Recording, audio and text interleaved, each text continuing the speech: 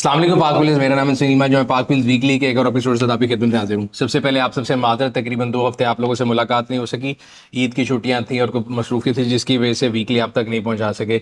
लेकिन as such जो है ना, लास्ट 2 हफ्ते जो है मैं अगर कहूँ तो एक भुचाल का टाइम था। बजट आ रहा था, लोगों को परेशानी थी गाड़ियों के साथ क्या होगा। और again as I always say कि we have turn into a ज़मीमा नेशन। ज़मीमा होता है वो शाम के टाइम में अखबार आता था जिसके अंदर सारी इन्फॉर्मेशन गलत होती थी। तो जो हमारी गवर्नमेंट की पॉलिसीज़ है ना, वो भी हर वक्त हमारी जो ऑटो इंडस्ट्री है उसको उन्होंने एक जोक बना के रख दिया है। और अभी पिछले 2 हफ्तों से जब से ये बजट आया था, तो आई वॉज जस्ट वेटिंग कि ये जो डस्ट है सेटल डाउन कर जाए और पता लगे कि क्या हो रहा है क्या नहीं। तो सबसे पहले तो एक्सपेक्टेड जो था, मैंने आपको याद होगा आज से 2 हफ्ते पहले कहा था कि जो मेरी हिंच थी या मेरा एक आइडिया था, मुझे ये लग रहा था कि इंपोर्टेड हाइब्रिड और इलेक्ट्रिक गाड़ियों के ऊपर जो उन्होंने दी हुई है रिलैक्सेशन वो वापस ले लेंगे। उसकी रीज़न ये थी कि लोकली मार्केट के अंदर एच बनना शुरू हो गई हैं, जिस तरह टोयोटा क्रॉस है, जूलियन एच है, H6 है, सेंटा फे है। तो लोकल इंडस्ट्री ने काफ़ी ज़्यादा इन्वेस्टमेंट किया हाइब्रिड गाड़ियों के ऊपर। तो उनके तनाजुर में मुझे लगता था कि हाइब्रिड गाड़ियाँ जो इम्पोर्टेड है उनके ऊपर जो टैक्स हॉलीडे है वो ख़त्म कर दी जाएगी, और एज एक्सपेक्टेड यही हुआ। लेकिन जो एक्सपेक्टेड नहीं था वो भी उन्होंने किया, और हमेशा कन्फ्यूजन क्रिएट करते हैं। साथ साथ ये भी कहा गया है कि जो लोकली प्रोड्यूस्ड हाइब्रिड गाड़ियाँ हैं उनके ऊपर जो जीएसटी 8.5% था उसको भी 25 में लेके जा रहे हैं। विच इसेंशली मेंट के जो आपकी मैंने गाड़ियाँ जिनके नाम लिए हाइब्रिड इलेक्ट्रिक गाड़ियाँ या एच या हाइब्रिड गाड़ियाँ, इनकी जो वैल्यू है वो तकरीबन 15 से 20 लाख रुपए बढ़ जाएगी। और इस 2 हफ्ते के अंदर कई लोग मेरे जैसे ऐसे थे जिन्होंने भाग भाग के वो गाड़ियाँ ऑन पे ली हैं। और फाइनली अभी जिसे कहते हैं ना, कल एक रिलीफ आय मिला है लोगों को और पता लगा है कि जी जो लोकली इलेक्ट्रिक है, हाइब्रिड इलेक्ट्रिक गाड़ियाँ एच हैं, हाइब्रिड गाड़ियों के ऊपर जो जीएसटी है वो 8.5% ही रहेगा। अब ये एक अजीब सी तलवार है जो लोगों के सर पे हमेशा लटकाई जाती है। अगेन जब आप इंपोर्टेड गाड़ी के ऊपर वो लगा रहे थे, इट मेक्स 100% सेंस कि जी आप इंपोर्टेड गाड़ी जो है उसके ऊपर टैक्स हॉलीडे खत्म कर दें, क्योंकि अब वो गाड़ियां लोकली प्रोड्यूस होना शुरू हो गई हैं। But at the same time जो एक रॉन्ग सिग्नल मार्केट में दी गया कि जी लोकल वाली जो है हाइब्रिड इलेक्ट्रिक व्हीकल्स हैं, हाइब्रिड गाड़ियां हैं, उनका जीएसटी भी 8.5 से 25% कर दिया जाएगा। एक तरफ हम ये कह रहे हैं कि हम लोगों को एनर्जी जो है ना एफिशिएंट सोर्सेज पे लेके आना चाहते हैं, दुनिया ग्रीन एनर्जी के ऊपर जा रही है, दुनिया में सोलर जो है वो लगाने को अप्रिशिएट किया जा रहा है। हमारे यहाँ अगले रोज एक न्यूज़ आ रही होती है कि जी कभी सोलर पे टैक्स बढ़ जाएगा, कभी सोलर लगाने से आपका बिल कम नहीं होगा। एक वो सारी जो है एक तरफ चल रही थी, मतलब एक पूरे 2 महीने से एक चल रहा फियास चल रहा था। लेकिन गाड़ियों के अंदर हमने एक्सपेक्ट यही किया था कि इट मेक्स 100% सेंस कि आप हाइब्रिड गाड़ियों के ऊपर जो लोकल प्रोड्यूस है रिलैक्सेशन कायम रखें। शुक्र है कायम रही। लेकिन ये 2 हफ्ते के अंदर जो न्यूज़ फैलाई गई है, इससे होता ये है कि जो आवाम का कॉन्फिडेंस है ना वो इस तरह की चीज़ों में कम हो जाता है। So anybody who is trying to buy this car और planning to buy this car, होगा ये कि वो सोचेगा आज इन्होंने ये न्यूज़ दी है, शायद ये कल भी लगा लें। बिकॉज हमारे यहाँ हमेशा ये गवर्नमेंट ने ये किया कि मुंह दिखा के बुखार पर राजी करते हैं। तो अभी भी उन्होंने किया ये कि आपको दो चीज़ों की न्यूज़ दी और एक जो है रिवर्स कर दी। हो सकता है जब तक ये वीडियो जाए तो शायद किसी साहब को दोबारा याद आ जाए, वो दोबारा रिवर्स करके हाइब्रिड के ऊपर फिर ड्यूटी या टैक्स बढ़ा दें। किसी चीज़ के बारे में कोई चीज़ आप प्रिडिक्ट नहीं कर सकते, और जब आप प्रिडिक्ट नहीं कर सकते तो जो मार्केट का हाल होता है वो वही है जो आज पाकिस्तान की ऑटो इंडस्ट्री का हाल है। सो इन शॉर्ट मैं आपको बताता हूँ कि बजट में क्या क्या हुआ है और अब फाइनल क्या है। सबसे पहली न्यूज़ ये है कि बजट के अंदर जितनी भी आपको हॉलीडे दी गई थी इंपोर्टेड हाइब्रिड कार्स के ऊपर ड्यूटी एंड टैक्सेस की, वो वापस ले ली गई है। उसके नतीजे में क्या इम्पैक्ट होगा, हम लोगों ने एक आर्टिकल लिखा है और आपको बताया कि वो कॉमन गाड़ियां हाइब्रिड जो मंगाई जाती हैं, जैसे टोयोटा एक्वा है, प्रियस है, होंडा वेजल है, टोयोटा CHR है, टोयोटा सिएंटा है, इनकी ड्यूटीज़ में क्या फ़र्क पड़ेगा। तो एवरेज जो ड्यूटी इंक्रीज़ है वो तकरीबन, अगर मैं बात करूँ उसकी एक्वा की और फुल डेप्रिसिएशन के साथ, तो उसमें तकरीबन 11,75,000 रुपये का इजाफा हुआ है। प्रियस की ड्यूटी में 18 लाख का इजाफा होगा। वेजल की ड्यूटी में तकरीबन 10,90,000 रुपये का इजाफा होगा। टोयोटा CHR के लिए 14 लाख का इजाफा है। और इसी तरह जो सिएंटा है टोयोटा की, उसमें तकरीबन 9,70,000, तो मिलियन के करीब आप समझ लें कि इंपोर्ट ड्यूटी बढ़ गई है। इंपोर्टेड हाइब्रिड गाड़ियाँ ये जो आपको आती हैं ऐसी कैटेगरी में जो कि आम कंज्यूमर मंगाता है, लग्जरी गाड़ियों में नहीं आती। रीज़न क्या है? रीज़न यही है अगेन कि आपके पास लोकल गाड़ियाँ प्रोड्यूस हो रही हैं, आप लोकल गाड़ियाँ खरीदें। अगर पॉलिसी की बात जाए तो पॉलिसी के हद तक तो ये बात ठीक है, जब आपके पास लोकली प्रोड्यूस हो रही गाड़ी तो आप इंपोर्टेड के ऊपर जो है वो रिलैक्सेशन वापस ले सकते हैं। ये आ गई बात हाइब्रिड गाड़ियों की। अब आ जाते हैं इलेक्ट्रिक गाड़ियों के ऊपर। इलेक्ट्रिक गाड़ियां आज से 4 साल पहले जब ड्यूटी उसके ऊपर बहुत कम कर दी थी और टोटल जो ड्यूटी का इंसिडेंस था वो गाड़ी के ऊपर तकरीबन 65 to 70% ऑफ द वैल्यू पड़ता था। तो मैंने तब भी चीखे मार मार के कहा था कि आप अमीर आदमी को जो है ना टैक्स हॉलीडे दे रहे हैं, ऐसा नहीं होना चाहिए। आपको अमीर आदमी से ज़्यादा टैक्स लेके गरीब आदमी यानी जो कि आम छोटी इलेक्ट्रिक गाड़ी मंगा रहा है उसको क्रॉस सब्सिडाइज करें, जिसको आप रॉबिन हुड इकोनॉमी भी कह सकते हैं। बट किसी ने मेरी बात नहीं सुनी थी।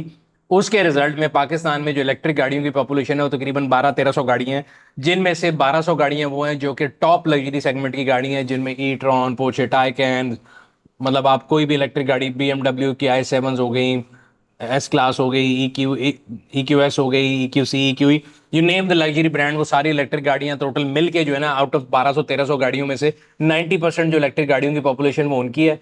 10% जो है जिसमें MG4, ओरा 3, Seres 3 और निसान लीफ या इस तरह की जो टोटल मिला के मेरा ख्याल है वो 100 या 200 के करीब गाड़ियां होंगी। आइडियली होना ये चाहिए था कि जो महंगी गाड़ियां उनके ऊपर पहले दिन से ड्यूटी ज़्यादा होती और जो सस्ती वाली गाड़ियां उनको क्रॉस सब्सिडाइज किया जाता।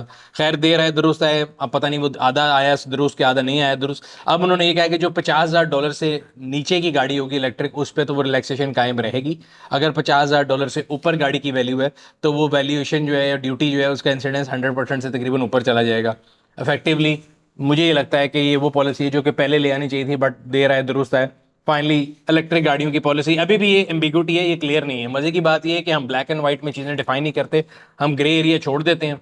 उसके बाद जब गरीब आदमी कोई गाड़ी मंगाएगा या अमीर आदमी मंगाएगा, जो भी मंगाएगा, जो इंपोर्टर मंगाएगा जिसने गवर्नमेंट को टैक्सेस देने हैं, उसकी गाड़ी पोर्ट पे सड़ती रहेगी, फिर आप उससे डैमरेज लेंगे, फिर कस्टम वाले बैठ के सोचेंगे कि जी इसको कैसे ट्रांसलेट करना है, फिर एक SRO आएगा, फिर SRO के ऊपर SRO आएगा, फिर वो बैठ के सोचेंगे कि इसकी वैल्यू क्या होनी चाहिए, इसको कौन से सीसी में लेके आएंगे, इसको मतलब दुनिया को ये बात पता है कि इलेक्ट्रिक गाड़ी में इंजन सीसी नहीं होता, लेकिन हमारे कस्टम वाले अभी तक वो ना कोई चीज़ आईना लेके उसमें सीसी ढूंढ रहे होते हैं। तो इसको किस सीसी की ड्यूटी में डालना है, उस पर रिलैक्सेशन खत्म कर दी गई है तो इस पर कौन सी ब्रैकेट लगनी है, ये सारी एम्बिग्यूटीज अभी कायम रहेंगी अच्छी तरह से। इस जो कारोबार का भी जब बेड़ा गर्क हो जाएगा तो फिर उसके बाद सोचेंगे कि इसको डिफाइन कैसे करना है। तो I request everybody and anybody जो कि इसमें इन्वॉल्व है कि भाई आपको जो भी पॉलिसी बनानी है, ड्यूटी 100% करनी है, 200 करनी है, 1000 करनी है, 4000 करनी है, उसको क्लियर कर दें। क्योंकि जब ये सामान कस्टम में आता है तो उसके बाद जो इम्पोर्टर के साथ होती है उसकी दास्तान जो है ना वो सुनने के काबिल होती है। जितनी कई केसेस में गाड़ियों की या किसी भी चीज़ की ड्यूटी होती है उससे ज़्यादा डैमरेज के मद में पड़ जाते हैं। और वो डैमरेज क्यों होता है कि क्योंकि जो आपका कस्टम का अप्रेजर बैठा होता है, कस्टम का जो अफसर बैठा है वहाँ पे, नो ऑफेंस टू एनीबडी, मेरे बहुत से दोस्त भी हैं ऐसे डिपार्टमेंट में, तो वो बेचारा एक हफ्ते तक ये ट्रांसलेट करता रहता है कि मैंने इसको किस हेड में लाना है, ये इंपोर्ट में आ रही है, ये बैगेज में आ रही है, ये किस क्लेम में आ रही है, और उसके सर पे एक तलवार लटक रही होती है कि अगर वो उसको असूल के मुताबिक जल्दी क्लियर कर देगा तो कल को उसके केस इंक्वायरी खुल जाएगी कि भाई आपने इतनी जल्दी ये चीज़ क्लियर क्यों की। दुनिया जो है वो इन्वेस्टमेंट फ्रेंडली बन रही है, बिजनेस फ्रेंडली बन रही है। एट द सेम टाइम हम जो है हम ना सिर्फ ये टेंशन में होते हैं कि हम अपने ऊपर से बलि उतार के दूसरे पे डाल दें। हम उर्दू में हमेशा कहते हैं कि अपनी बोटी के लिए अगले का बकरा जबा कर देते हैं। तो इंपोर्ट आप कोई भी चीज़ करके देख लें, आप सुई इंपोर्ट करें या जहाज़ इंपोर्ट करें, कस्टम के जो अफसर हैं वो आपको वहाँ पे पूरी जो है ना नाक से लकीरें निकलवा देंगे कि भाई ये चीज़ जो है ये इसमें आती है, ये इस साइड में आती है, उस साइड में आती है, और उतने में कई चीज़ें ऐसी हैं जो वहाँ पे खड़ी खड़ी जो पेरिशेबल आइटम है वो ज़ाया हो जाती हैं। Again we need to clarify our policies कि हमने क्या करना है, कैसे करना है। अदरवाइज हम इलेक्ट्रिक रेवोल्यूशन की दुनिया में बातें करते हैं, इट्स सच ए शेम कि दुनिया में इलेक्ट्रिक रेवोल्यूशन की बातें हो रही हैं, हमारे यहाँ पे अभी इलेक्ट्रिक गाड़ी को किस सीसी इंजन में डालना है हम ये नहीं डिसाइड कर सके। हमारे यहाँ वो नेटवर्क इफेक्ट कहाँ बनेगा कि जहाँ पे हम चार्जिंग स्टेशन लगाएंगे और गाड़ियाँ जो है वो इलेक्ट्रिक पे चलाएंगे। खैर देखते हैं क्या होता है। इलेक्ट्रिक गाड़ियों की बात हो रही थी तो BYD फाइनली पाकिस्तान आ रहा है जी। BYD जो है उनकी पाकिस्तान में जो पार्टनरशिप है वो हबको पावर के साथ हुई है। इसके बारे में उन्होंने, बिकॉज हबको जो पब्लिक लिस्टेड कंपनी है, उन्होंने स्टॉक एक्सचेंज के अंदर एक लेटर भी जमा कराया जिसके अंदर मटेरियल इन्फॉर्मेशन उन्होंने डिस्क्लोज किया कि they have got into an agreement with BYD। अगर मैं आपको बताता चलूँ तो चाइना की सबसे बड़ी कंपनी है। In fact if I said like this तो इट वोंट बी रॉन्ग कि दुनिया की सबसे बड़ी इलेक्ट्रिक गाड़ियाँ बनाने की कंपनी है। बेसिकली एक बैटरी बनाने की कंपनी थी, और क्योंकि अब दुनिया चेंज हो रही है और इलेक्ट्रिक गाड़ियों का दौर आ रहा है तो BYD जो है उसने इस टाइम दुनिया में जो है ना एक धूम मचाई हुई है, और finally they are coming to Pakistan. देखते हैं वो कौन कौन से मॉडल पाकिस्तान में मुतारिफ कराते हैं, और जब तक वो पाकिस्तान में आते हैं तब तक इलेक्ट्रिक गाड़ियों की सीसी डिसाइड हुई होगी या नहीं होगी ये तो वक्त ही बताएगा। तीसरी चीज़ जो बजट में आई थी वो विद होल्डिंग टैक्स है, और उसके बारे में मैं आपको एक्सप्लेन कर देता हूँ। विद होल्डिंग टैक्स पहले गाड़ियों पे लगता था, that was fix according to engine CC के। 800 सीसी तक गाड़ी के ऊपर फाइलर का 50,000, नॉन फाइलर का जो है ₹1,00,000, इस तरह 1000 CC, 800 CC, CC wise fix है फाइलर और नॉन फाइलर के लिए। अब उन्होंने उसको चेंज कर दिया है जो कि मेरे ख्याल से डज मेक सेंस, और उन्होंने वो कर दिया with value of the car. तो अब जो विद होल्डिंग टैक्स है वो सीसी से इरेलीवेंट हो जाएगा, वो with value of the car होगा। छोटी सी एग्जांपल है, अगर Hyundai की एलेंट्रा जो है वो 2000 सीसी थी, बट वो उसके ऊपर टैक्स जो है वो ज़्यादा था as oppose to Honda Civic turbo जो कि 1500 सीसी थी बट वो महंगी थी। तो वो सीसी वाइज में बिकॉज वो छोटा इंजन था तो उस पर विद होल्डिंग टैक्स कम था। एलेंट्रा का इंजन बड़ा था तो उस पर लोडिंग टैक्स ज़्यादा था। अब जो नई रिजीम वो लेके आ रहे हैं उसमें परसेंटेज ऑफ जो है ना वैल्यू पे होगा, तो अब होगा ये कि जो सिविक जो कि 15 सीसी होने के बावजूद महंगी है उसका विद होल्डिंग टैक्स ज़्यादा होगा, एलेंट्रा सस्ती है उसका विद होल्डिंग टैक्स कम होगा। एक हम लोगों ने इसके ऊपर आर्टिकल भी लिखा है कि किस किस गाड़ी के ऊपर क्या इंपैक्ट होगा। तो 1 तारीख से ये तमाम गाड़ियों की समझ प्राइसेस थोड़ी बढ़ने जा रही हैं, प्राइसेस बढ़ने जा रही है। इनफैक्ट उसका जो विद होल्डिंग टैक्स है वो बढ़ रहा है, और अगर आप टैक्स पेयर हैं तो आपको कोई परेशानी की बात नहीं है, आपको एडजस्टमेंट मिल जाएगी। और अगर आप टैक्स नहीं देते तो आपको और परेशान होना चाहिए, और आपकी परेशानी बिल्कुल वैलिड है, बिकॉज आप इस कौम की जो है ना तरक्की के अंदर या इस कौम के अंदर जो है ना अपना कोई हिस्सा नहीं डाल रहे। तो मुझे तो बेसिकली ये नॉन फाइलर टर्म से एक बड़ी चिढ़ है, बिकॉज नॉन फाइलर टर्म का ऐसे मतलब है कि मैं बगावत का ऐलान कर रहा हूँ कि जी मैं टैक्स नहीं देना चाहता। तो नॉन फाइलर टर्म तो होनी ही नहीं चाहिए। So for all I care, non filer को गाड़ी लेने की भी इजाज़त नहीं होनी चाहिए, नॉन फाइलर को हिफाजती टीके भी नहीं लगने चाहिए। मेरा अपना पर्सनल व्यू है, किसी और का कुछ और हो सकता है। लेकिन हर बंदा जो है जो पाकिस्तान का शहरी है उसको अपनी इनकम के मुताबिक जो भी गवर्नमेंट ने टैक्स ब्रैकेट बनाई है वो टैक्स देना चाहिए और टैक्स फाइल करना चाहिए। ये हमारी कौमी जिम्मेदारी है। तो इसलिए फाइलर नॉन फाइलर में से अगर कोई मेरे से कोई पूछे कि जी नॉन फाइलर का 600 गुना भी कर दिया, I don't care for that. Filer के लिए क्या टैक्स प्रपोज किया गया मैं आपको वो बता देता हूं, और वो उसका फायदा ये है कि आप उसकी एडजस्टमेंट ले सकते हैं। सो इम्पैक्ट ये है कि अगर हम बात करें सुजुकी ऑल्टो की, तो सुजुकी ऑल्टो के ऊपर पहले जो टैक्स था वो 10,000 रुपये था फाइलर के लिए। अब वो कह रहे हैं कि जी 0.5% ऑफ द वैल्यू होगा, जो कि 11,655 रुपये है। इसका मतलब ये है कि 1,655 रुपये ज्यादा हो जाएगा टैक्स पहले से, लेकिन वो ऑब्वियसली एडजस्टेबल टैक्स है। इसी तरह हम अगर ऑल्टो की डिफरेंट वेरिएंट की बात करें तो 3,500 रुपये, 4,400 रुपये, और एजीएस के ऊपर 5,225 रुपये का इजाफा होगा। बट ये एडजस्टेबल टैक्स है। कमी अगर होगी तो सिर्फ 3 गाड़ियां हैं जिनकी, बल्कि 2 गाड़ियां मेरा ख्याल है जिनके टैक्स में कमी होगी, वो बुलान और रावी हैं। एक में 280 रुपये की कमी है, एक में 720। बाकी तमाम गाड़ियां अक्रॉस द बोर्ड सबके जो विद होल्डिंग टैक्स है उसमें इजाफा है, according to value of the car है। जिस तरह मैं आपको एग्जांपल दे रहा था एलेंट्रा और सिविक की, तो एलेंट्रा के टैक्स में इजाफा हुआ है 40,000 का, जबकि सिविक के जो विद होल्डिंग टैक्स है उसमें इजाफा हुआ है 1,47,980, बिकॉज पहले वो सीसी वाइज जो है वो छोटे इंजन के साथ कम विद होल्डिंग टैक्स था, तो उसमें काफ़ी ज़्यादा इंपैक्ट आया। बट अक्रॉस द बोर्ड तमाम गाड़ियों की जो प्राइसेज हैं, इफेक्टिव प्राइसेज जिसको आप कहते हैं ना ऑन रोड प्राइस, वो बढ़ जाएगी 1 तारीख के बाद से। बट विद कैविएट कि वो एडजस्टेबल विद होल्डिंग टैक्स है, तो अगर आप टैक्स पेयर हैं तो आप अपने टैक्स लाइबिलिटी के अंदर उसकी एडजस्टमेंट करा सकते हैं। गाड़ियों की बेस प्राइस सेम रहेगी। मैं फिर क्लियर करता हूँ कि गाड़ी की प्राइस में कोई फर्क नहीं पड़ रहा, सिर्फ जो विद होल्डिंग टैक्स का पोर्शन है उसमें फर्क पड़ रहा है। तमाम गाड़ियों का विद होल्डिंग टैक्स जो है वो ऊपर जाएगा। सिर्फ 2 गाड़ियां रावी और बुलान जो कि कमर्शियल यूज होती हैं, उसके अलावा तमाम गाड़ियां जो कमर्शियल गाड़ियां नहीं हैं, डोमेस्टिक गाड़ियां, उन सब की जो effective price, take home price होती है, ऑन रोड प्राइस होती है, वो टैक्स पोर्शन बढ़ने की वजह से बढ़ जाएगी 1 जुलाई 2024 से। बजट के बाद जो टोटल हमारी चली थी, एट द एंड रिजल्ट ये आया कि 2 चीज़ें इंपैक्ट हुई हैं लोकल गाड़ियों के ऊपर। एक तो आपका विद होल्डिंग टैक्स बढ़ जाएगा जिससे आपकी गाड़ियों की प्राइस इफेक्टिवली ऊपर जाएगी। दूसरी जो बुरी न्यूज़ आपको दी गई थी कि हाइब्रिड गाड़ियों के ऊपर जो सेल टैक्स है वो नहीं बढ़ा। इम्पैक्ट फाइनली एक ही निकला कि आपकी लोकल गाड़ी जो है वो महंगी होगी। महंगी कितनी होगी? जो आपका विद होल्डिंग टैक्स का पोर्शन जो ऊपर जा रहा है, और अगर आप टैक्स फाइलर हैं और टैक्स पे करते हैं तो आपको उससे कोई इफेक्टिवली फर्क नहीं पड़ेगा। तो लोकल गाड़ी आपके लिए, या अगर हम लोकल गाड़ी की बात करें तो बिफोर टैक्स और आफ्टर, बिफोर बजट और आफ्टर बजट बहुत छोटा सा इंपैक्ट है जो कि विद होल्डिंग टैक्स में है। इंपोर्टेड गाड़ी की अगर बात करें, हाँ जी, इंपोर्टेड हाइब्रिड गाड़ी बहुत महंगी हो जाएगी। नॉन हाइब्रिड गाड़ी जो है जिनके ऊपर आरडी लगती थी, जिसमें लैंड क्रूजर प्राडो आएगी, उसमें भी इजाफा किया गया है, उसका भी इंपैक्ट आपको बता देंगे अगले हफ्ते के क्या है। सिमिलरली इलेक्ट्रिक गाड़ियाँ जो हैं $50,000 से ऊपर जिनकी वैल्यू है, उनके ऊपर जो है टैक्स की इंसिडेंस जो है वो तकरीबन आप समझ लें डबल हो जाएगा। अगर पहले एक गाड़ी है एग्जाम्पल पोस्ट आइकन है, उस पर 1,30,00,000 ड्यूटी थी, तो वो तकरीबन तकरीबन 2.5 करोड़ रुपए के करीब हो जाएगी। बट एग्जैक्ट क्या होगा वो हम आपको फिर टाइम बता देंगे। ये है बजट का इम्पैक्ट गाड़ियों के ऊपर। दूसरी न्यूज़ जो हम हमेशा आपको देते हैं वो पेट्रोल प्राइसेस के ऊपर है। लास्ट जब हमने 2 हफ्ते वीकली मिस किया तो उसमें पेट्रोल की प्राइसेस 10 रुपये नीचे गई थी। लेकिन अभी जो एक्सपेक्टेड है, ये 1 तारीख को आने वाली, 30 तारीख को जो है ना रिवाइज होगी प्राइस, और 1 जुलाई से उसका इम्पैक्ट आएगा। तो सुनने में आ रहा है डिफरेंट जगह से कि 7 से 8 रुपए पेट्रोल की प्राइस में इजाफा होगा।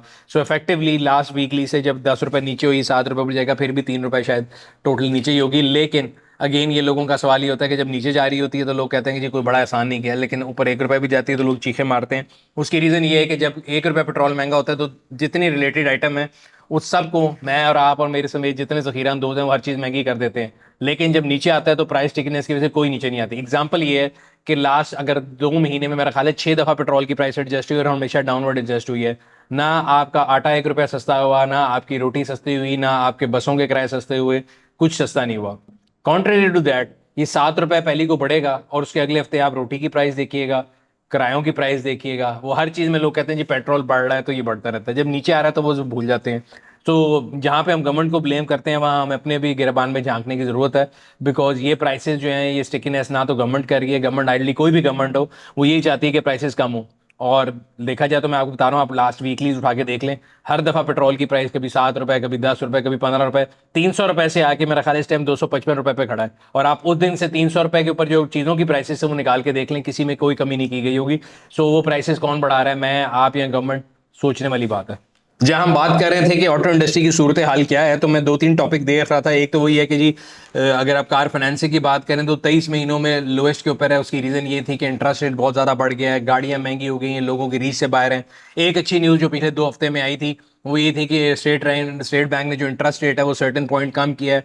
उसका इम्पैक्ट कितनी देर में आएगा, गाड़ियों के लिए लीजिंग कितनी आसान होगी, वो तो फिर टाइम पता लगेगा। लेकिन फिलहाल अगर हम सूरत हाल की बात करें तो पिछले 23 महीनों से बतदरीज जो आपकी कार फाइनेंसिंग है वो नीचे जा रही है। और ऑटो इंडस्ट्री की भी यही हाल है। पामा की रिपोर्ट के मुताबिक लास्ट महीने जो गाड़ियों की सेल है वो 4% इंक्रीज की है। 4% इंक्रीज कुछ भी नहीं है। अगर पहले 100 यूनिट बिक रहे थे और आज 104 बिक गए हैं तो वो 4% बढ़ जाता है। बट अगर आप टोटल ओवरऑल इकोनॉमी की हालत देखें, गाड़ियों की सेल्स की हालत देखें, तो वो बहुत जो कहते हैं ना बुरी सेल्स का शिकार है। अब अगर हम अगले महीने कंपेयर करना शुरू करेंगे तो वो फिर कुछ परसेंटेज बढ़ी होगी। बिकॉज अभी जब बजट आया अनाउंस हुआ और पता लगा कि जी 1 जुलाई से सेल टैक्स बढ़ जाना है हाइब्रिड गाड़ियों के ऊपर, और गाड़ियों के ऊपर विदहोल्डिंग टैक्स बढ़ जाना है, तो जून के महीने में बहुत से लोगों ने भाग भाग के गाड़ियां खरीदी हैं, जिनमें से कई लोगों के साथ ज्यादती हो गई। बिकॉज वो हाइब्रिड का कह रहे थे कि सेल टैक्स बढ़ेगा, वो नहीं बढ़ा, लेकिन उन्होंने महंगी प्राइस पे गाड़ियां खरीद ली इन एक्सपेक्टेशन के शायद महंगी होने जा रही है। तो वो भी शायद 1-2% सेल बढ़ जाए, बट इसको आप सेल बढ़ना नहीं कह सकते। एक पैनिक सिचुएशन के अंदर ऑटो इंडस्ट्री चल रही है और गवर्नमेंट उसके अंदर अपना पूरा पूरा माशाल्लाह रोल प्ले कर रही है। हर 2 दिन बाद एक ऐसी न्यूज़ देते हैं जिससे ऑटो इंडस्ट्री मजीद परेशानी का शिकार हो जाती है। Because there was no need in budget to say कि जी आप लोकल हाइब्रिड पे कुछ करने जा रहे हैं, ना आपने किया, ना आपने करना था, ना आप कर सके। तो बिला वजह 1-2 महीने के अंदर जो है ना इस तरह की न्यूज़ दे के जो मार्केट को स्विंग करते हैं वही होता है। और ये मैं अगला आर्टिकल पढ़ रहा हूँ कि आगे आने वाली जो हाइब्रिड गाड़ियां लोकल मार्केट में वो कौन कौन सी हैं, सुजुकी, होंडा और किया जो हाइब्रिड गाड़ियां ला सकते हैं वो कौन सी हैं, उनके बारे में हमने एक आर्टिकल लिखा है। उस आर्टिकल के अंदर ये एक लेटर भी है जो मिनिस्ट्री को लिखा गया है, मैं पढ़ देता हूँ। Increase in sale tax on hybrid vehicles is violation of EDAP 2021-2026। So again आपने इस ऐसे जब हम फैसले करते हैं, ऐसी जब न्यूज़ देते हैं, तो फिर ऑटो इंडस्ट्री को और लोगों को इकट्ठे होकर आपको याद करना पड़ता है कि आप लोगों ने हमसे इन्वेस्टमेंट कराई थी, हमसे क्या वादे किए थे। इस सिलसिले में मैं देख रहा था कि फैसल बावड़ा साहब ने एक तकरीर भी की थी और उन्होंने भी इसी की तरफ इशारा किया था कि हम SIFC के अंडर जो है लोगों से इन्वेस्टमेंट्स लेके आ रहे हैं पाकिस्तान में, और हम कह रहे हैं कि पाकिस्तान में इन्वेस्ट करो। और एट द सेम टाइम हम उनसे जो वादे करते हैं, अगर हम उनके खिलाफ जाके इस तरह के टैक्सेस लगाएंगे तो ये बड़ी गलत चीज़ है। ये वन टाइम चीज़ नहीं है, ये गाड़ियों के इन्वेस्टर की बात नहीं है, ये किसी ऑटो इंडस्ट्री की बात नहीं है। ये एक जनरली एज ए नेशन आपकी जो है ना वो बताता है कि आप कितने इन्वेस्टर फ्रेंडली हैं। आप अगर किसी को पाकिस्तान में आज लेके आ रहे हैं, कल आप ऑटो इंडस्ट्री के लिए लाए थे, परसों आप इरीगेशन के लिए लेके आएंगे, फिर आप कल्टीवेशन के लिए लाएंगे, तो आज आप जो पॉलिसी अनाउंस कर रहे हैं, how quickly you can go back on your words. तो मेरे ख्याल से ये जो होते हैं ना सिग्नल, कॉन्फ्लिक्टिंग सिग्नल, ये बड़े बुरे होते हैं। और मैंने ये आज से तकरीबन मेरा ख्याल है 12-13 साल पहले इकोनॉमिक्स का एक कोर्स पढ़ा था। उसमें हमने ये पढ़ा था कि कोई भी पॉलिसी अच्छी बुरी नहीं होती एज लॉन्ग एज वो कंसिस्टेंट हो। जो हमारे लोग फैसला करने वाले मेरा ख्याल है उनको वो मैं इकोनॉमिक्स 101 की बुक भिजवाऊंगा ताकि वो उसको पढ़ लें कि कोई भी फैसला कर लें बट एक दफ़ा कर लें। हमारे यहाँ पॉलिसी यूँ सीसो है। अगर बच्चों का आपने देखो ना झूला, आज ये है कल ये है, आज इलेक्ट्रिक हलाल है कल हराम हो जाएगी, आज हाइब्रिड हलाल है कल हराम हो जाएगी, आज पता लगेगा जी इतनी ड्यूटी है कल ड्यूटी कम हो जाएगी, कल हम ड्यूटी ऊपर कर देंगे, आज हम ड्यूटी कम कर देंगे। और एक ऐसे सीसो के अंदर पूरी कौम को लगाया हुआ है। कौम के अलावा जो बाहर से इन्वेस्टर आते हैं उनकी निगाहें भी इसी चीज़ के ऊपर होती हैं कि हम किसी भी जगह जाएं, अगर उधर पॉलिसी कंसिस्टेंट नहीं है तो दुनिया में बहुत सी जगह ऐसी हैं जहाँ जाके हम इन्वेस्टमेंट कर सकते हैं। तो हमें ये चाहिए कि मिनासुल कौम हम ये डिसाइड कर दें कि हमने जो भी चीज़ डिसाइड करनी है, either we are on this side और that side, we should be at one side. We should not be a seesaw कि आज हम यहाँ हैं कल यहाँ होंगे परसों वहाँ होंगे। और मेरा मकसद किसी को तजलील करना, किसी की तज़ीक करना नहीं है। हमारे यहाँ पे लोग बहुत चीज़ें दिल पे ले जाते हैं, पर्सनल हो जाते हैं और बाद में कहते हैं कि शायद हमें टारगेट किया गया था। मैंने ना तो किसी का नाम लिया है, ना मैं किसी इदारे का नाम ले रहा हूँ। मैं एक सिंपल ये बात कर रहा हूँ, एज अ पॉलिसी हमें ये करना चाहिए कि हम जो भी पॉलिसी बनाएं वो कंसिस्टेंट हो, ताकि लोगों को पता हो कि भाई इस मुल्क में अगर हमने इन्वेस्टमेंट करनी है तो ये अगले 10 साल के लिए, 15 साल के लिए ये पॉलिसी टाइम फ्रेम है।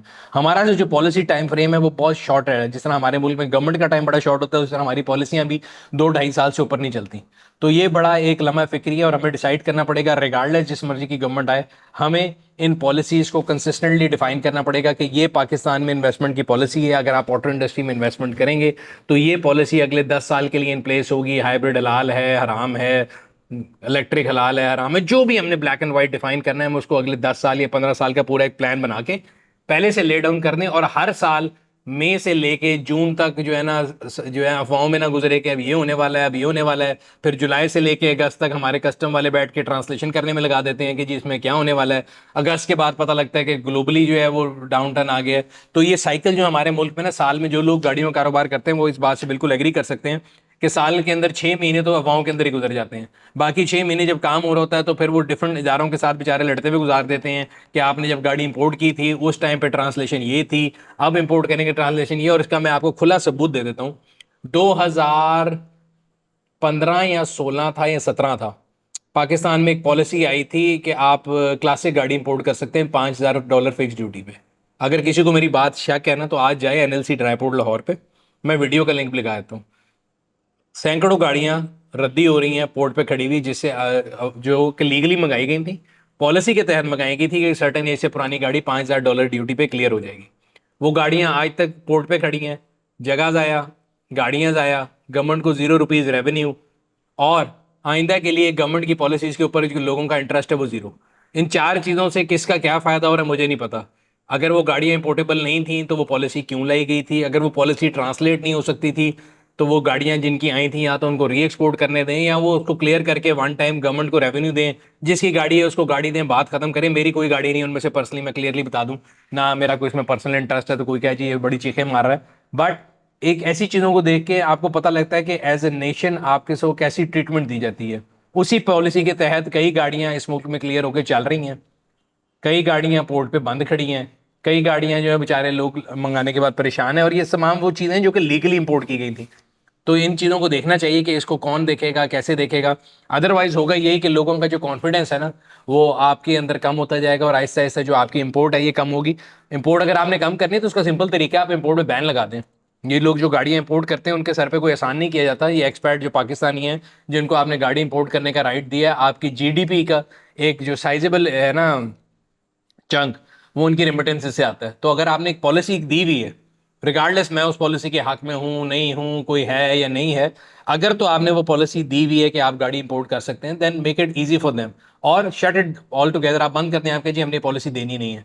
बट पंजाबी जी कहते हैं ना, दूध देना तो मेंगना डाल के देना, कि आपने उनको इजाजत भी दी हुई है, उसके बाद भी उनकी गाड़ियां आके पोर्ट पे गलती रहती हैं, सड़ती रहती हैं। और अगर किसी को भी शक है ना तो वो पाकिस्तान के किसी भी पोर्ट पे चला जाए और जाके वहां पे गाड़ियों की सूरत हाल देख ले क्या है। वो गाड़ियां खड़ी होकर ना तो कौम को कोई रेवेन्यू दे रही हैं, ना उस जगह का कोई आपको फायदा है, वो जाया हो रही हैं। मतलब उसमें किसी का कोई फायदा नहीं है, सिर्फ एक तस्कीन है कि मेरे पास एक पावर है और मेरे कलम में ये ताकत है कि मेरी कलम की ताकत के बगैर ये गाड़ी यहाँ से बाहर नहीं निकल सकती। तो इस कल्चर को चेंज करें, अपने अंदर एक सर्विस कल्चर लेके आए। दुनिया पूरी के अंदर जो कस्टम्स है वो रेवेन्यू पे चलता है, पाकिस्तान में भी रेवेन्यू पे चलता है। तो वो इंपोर्टर जिसने गाड़ी इंपोर्ट की है, जिसको आप एक दफ्तर से दूसरे दूसरे तीसरे दफ्तर भगा रहे होते हैं और फाइलों की खाक चटा रहे होते हैं, उसने आपको रेवेन्यू देके जाना है। At the end of the day जो आपके ईयरली रेवेन्यू टारगेट है, जो कि आपको एफबीआर को और इंपोर्ट के लिए जितने भी आपको आईआरएस के थ्रू मिलते हैं, वो तमाम टारगेट इस इंपोर्टर से ही पूरे हो रहे हैं। एक्सपोर्ट आप जितना कर रहे हैं वो आप सबको पता है कितना कर रहे हैं और उससे आप क्या रेवेन्यू लेके आ रहे हैं। सो डिसाइड कर लें कि आपका जो अर्निंग चाइल्ड है वो कौन है। सो अर्निंग चाइल्ड को अगर आप डंडे मारेंगे तो कल को आपको घर पे खाना भी ला के नहीं देगा। तो ये चीज़ें मेरे ख्याल से ये बड़ी इंपॉर्टेंट है और हमें इस पे ऊपर काम करना चाहिए, बजाय इसके कि थोड़े अरसे बाद हमें पता ये लगे कि जी हमारे पास रेवेन्यू बिल्कुल ही आना बंद हो गया, बिकॉज हमारी पॉलिसीज ऐसी हैं कि यहाँ पे जो इंपोर्ट करता है उसके साथ डबल ज्यादती होती है। पाकिल ऑटो स्टोर की मैसेज तरफ चलते हैं। मूनसून आने वाला है, वैसे भी मूनसून आने में टाइम है, गर्मी बहुत ज़्यादा है, लेकिन अगर हम पहले से प्लानिंग कर लें तो बेहतर होता है। पता नहीं होता मौसमी तब्दीली की वजह से, वैसे जनरली तो अगस्त में मूनसून आता है, लेकिन पिछले सालों से तकरीबन मिड जुलाई से शुरू हो जाता है। तो तकरीबन 10 से 15 दिन रह गए हैं, तो आप लोग भी अपनी गाड़ियों को तैयार कर लें, अपने गैराजों को तैयार कर लें।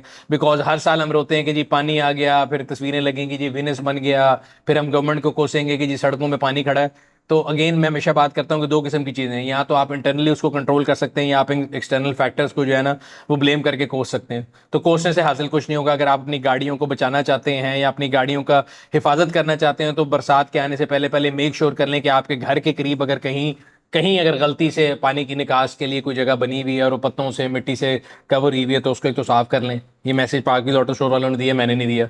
मैसेज अच्छा है वैसे।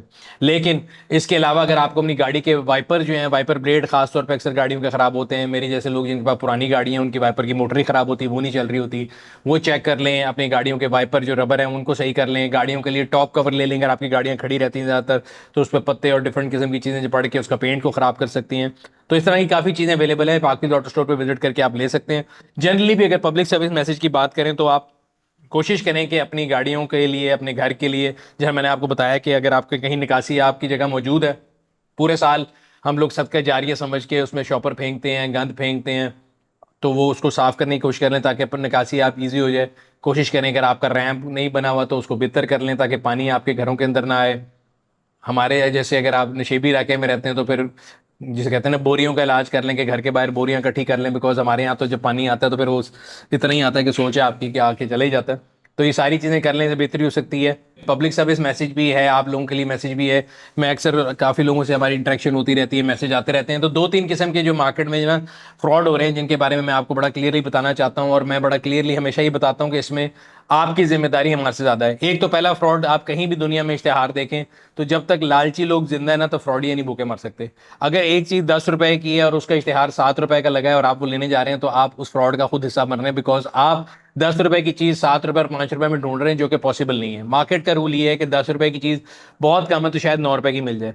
ये मैं एग्जाम्पल ही कह रहा हूँ। तो अक्सर होता ही है कि कोई गाड़ी का ऐड लगता है मार्केट से बहुत सस्ता, फिर लोग लालच में उनको फ़ोन करते हैं, वो कहते हैं जी फ़ौरन आप हमें टोकन जमा कराएं वरना हम गाड़ी किसी को भेज देंगे। 10 25 15 हज़ार आप टोकन देते हैं और उसके बाद वो फ़ोन बंद कर देते हैं। सो ये एक ऐसी अमाउंट होती है जिसके लिए ना तो आप उसको इतना परसू कर सकते हैं, और फिर बाद में लोग मैसेज करते हैं कि जी मेरे साथ फ्रॉड हो गया, तो जी पार्कविल जिम्मेदार है, तो जी फलाना जिम्मेदार है। कोई किसी का जिम्मेदार नहीं है, आप अपने एक्ट का खुद जिम्मेदार हैं। क्लियरली आपको मैंने कई दफ़ा बताया कि आप किसी को टोकन ऑनलाइन ट्रांसफ़र ना करें, गाड़ी किसी ने आपको ब्लूटूथ पे ट्रांसफ़र नहीं कर देनी। फाइनली आपकी डील जाके वहाँ जो है ना हैंड टू हैंड होनी है, फेस टू फेस होनी है। तो कोई खुदारा ऐसी जल्दी मत डालें। जब भी हेस्ट मेक वेस्ट अंग्रेजी में कहा जाता है, जब भी कोई आपको जल्दी जाल रहा हो, आपको ऐसा डरा रहा हो कि जी गाड़ी चली जाएगी, आप उसे कहें जी जाने दें। गाड़ी के अंदर मैंने लास्ट चेक किया कोई वेंटिलेटर नहीं आता, तो वो गाड़ी चली भी जाएगी तो कोई मौत वाक़या नहीं होगी, अगली गाड़ी ले लेंगे। लेकिन अगर आप अपनी लालच में अगले को धो जो है ना अगले से सस्ती गाड़ी लेने के चक्कर में धोखा खाएंगे तो उसका जिम्मेदार आपके अलावा कोई नहीं होगा। सो मैं आपको फिर बार बार वार्न कर रहा हूँ, किसी शख्स को जो है आप टोकन ऑनलाइन ट्रांसफर ना करें, बेशक वो मैं ही क्यों ना गाड़ी बेच रहा हूँ, मुझे भी ना करें। ठीक है, सिंपल सा रूल बना लें कि गाड़ी एक हाथ दे एक हाथ लेकर सौदा है, तो आपके साथ कभी फ्रॉड नहीं होगा। हजारों ऐड लगते हैं, हम हर बंदे का पुलिस बन के ऐड बंद नहीं कर सकते, ना हमें किसी की नीयत का पता है, ना हमें ये पता है कि वो क्या कर रहा है। सो क्लियर सा रूल है कि आप किसी के लिए भी टोकन ट्रांसफर ना करें। कई जालसाज कंपनियां जो पार्क व्हील्स पे ऐड लगेगा आपको फौरन कॉल करेंगी कि जी हमारे पास भी ऐड लगा लें। अगर उनके पास इतने कस्टमर इतना अच्छा ऐड होते तो वो बेचारे इतने रोल के आपके पीछे ना पड़े होते कि ऐड लगा लें। तो उन लोगों को इग्नोर करें, नंबर ब्लॉक कर दें। फिर वो आपको कॉल करेंगे जी आप इंस्पेक्शन हमसे करा लें, आपको ये नहीं पता होगा कि वो कौन कॉल कर रहा है। दे ट्राई टू प्रिटेंड कि जी वो पार्क व्हील से कॉल करें, तो पार्क व्हील आपको कभी ऐसी कोई कॉल नहीं करेगा। अगर पार्क व्हील से आपको किसी सर्विस के लिए भी कॉल आएगी तो हमारा एजेंट सबसे पहले आपको इंट्रोड्यूस कराएगा कि वो पार्क व्हील से बात कर रहा है। सेकेंडली, आप जो भी पेमेंट करेंगे वो उसका अकाउंट टाइटल जो है वो पार्क व्हील्स के अलावा कुछ नहीं होगा। So whenever you are doing business with park wheel, ना आप एक्स को, ना वाई को, ना सुनील को, ना रजा को, ना फरहान को, ना बाली को, किसी के नाम आप पेमेंट ट्रांसफर नहीं करेंगे। आप सिर्फ पार्क व्हील्स प्राइवेट लिमिटेड के अकाउंट पे पेमेंट ट्रांसफर करेंगे। कोई भी शख्स अगर आपके पास आपके बिजनेस के इदारे पे आ रहा है, आपके प्राइवेट नंबर पे आ रहा है और वो आपसे इंटरेक्शन के बाद जो अकाउंट नंबर दे रहा है वो पार्क व्हील्स प्राइवेट लिमिटेड है, तो वो आपके साथ फ्रॉड नहीं हो सकता, बिकॉज वो पैसे पार्क व्हील्स के पास आ रहे हैं। लेकिन अगर सुनील भी आपके पास चल के आ रहा है और वो कह रहे हैं सुनील के अकाउंट में पैसे दे दें, तो पार्क व्हील्स उसका जिम्मेदार नहीं है, बिकॉज वो आपने उस बंदे को पैसे दिए हैं, बेशक वो सुनील है, रजा है, फरहान है। सो ऐसा मत कीजिए। Park wheels private limited account title देख के अगर आप जो ट्रांजेक्शन करेंगे वो आपका बिजनेस पार्क व्हील्स के साथ है। नकालों से होशियार रहें, इंपोजिटर से होशियार रहें। हर ऑनलाइन कंपनी पार्क व्हील नहीं हो सकती, और उसकी ये रीज़न है कि आप लोगों का ट्रस्ट पार्क व्हील्स के ऊपर है और उसको जो है ना लोग उसका फ़ायदा उठाने की कोशिश करते हैं। तो हमने और आपने मिल के ऐसे नकालों से होशियार रहना है। तो कोशिश करें, मैं बेसिकली हमेशा ये कोशिश करता हूँ कि आप लोगों को जो आप लोगों के फीडबैक आती है, आप लोगों के जो पॉइंट्स आते हैं उनसे लेके प्रॉब्लम्स का सोल्यूशन बताऊँ। तो यही मैंने आपको बताया कि ना तो किसी को टोकन दें, ना किसी के ऑनलाइन अकाउंट में पैसे ट्रांसफर करें। कोई अगर आपको कह रहा है मैं पार्क व्हील से बात कर रहा हूँ, सो मेक श्योर कि वो पार्क व्हील से ही बात कर रहा है। वो पार्क व्हील प्राइवेट लिमिटेड में अगर आपका अकाउंट टाइटल है तो आप पार्क व्हील से काम कर रहे हैं, उसके अलावा आप पार्क व्हील से काम नहीं कर रहे हैं। ये था आज का वीकली, उम्मीद करते हैं आपको पसंद आया होगा। अगर अभी तक आप लोगों ने हमारे यूट्यूब चैनल को सब्सक्राइब नहीं किया हुआ, सब्सक्राइब कर लें, बेल आइकन पर क्लिक करें ताकि आपको तमाम आने वाली वीडियो के बारे में नोटिफिकेशन मिलता रहे। आपसे अगले हफ्ते फिर मुलाकात होगी, तब तक अपना और अपने गिरद नवाज लोगों का ख्याल रखिएगा। शुक्रिया।